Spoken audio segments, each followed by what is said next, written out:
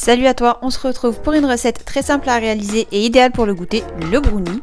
Il te faudra 5 minutes de préparation et 10 minutes de cuisson.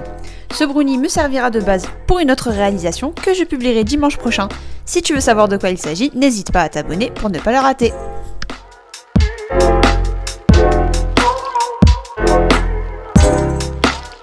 Pour les ingrédients, il va vous falloir 2 œufs, 90 g de beurre, beurre doux, beurre demi-sel, c'est comme vous voulez, 100 g de sucre, 100 g de farine, une demi-cuillère à café de levure chimique, 200 g de chocolat noir dessert et un petit peu de fruits secs que j'ai légèrement concassé. Donc moi j'ai fait un mélange de noix de cajou et de noix classiques.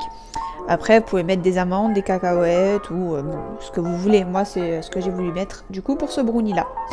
Donc je vais commencer par faire fondre mon chocolat noir avec mon beurre, soit au bain-marie, soit au micro-ondes. Moi je vais le faire au micro-ondes.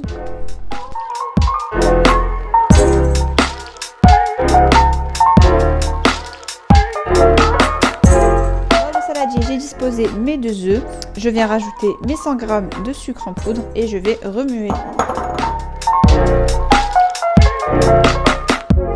Donc là, mon chocolat est bien fondu. Je vais pouvoir du coup l'ajouter au mélange œuf, sucre.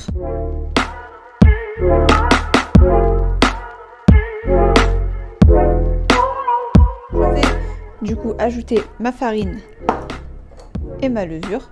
Pour commencer du coup, je rajoute la levure dans la farine et je mélange avant du coup de l'ajouter au mélange précédent. Et on y va, on ajoute tout d'un coup et on remue. Voilà le résultat. C'est un appareil qui est assez épais, donc c'est normal, ne vous inquiétez pas. Là ensuite du coup je vais pouvoir rajouter mon mélange de fruits secs, mélanger, et ensuite on va pouvoir le disposer dans un moule et l'emmener en cuisson. J'ai disposé sur une plaque du papier sulfurisé et j'ai réglé mon disque au diamètre souhaité. Il faut étaler du coup votre appareil à brownie sur une épaisseur de 2 cm. Je l'enfourne ensuite à 180 degrés pendant 10 minutes. Faites bien attention évidemment à préchauffer votre four avant de l'enfourner.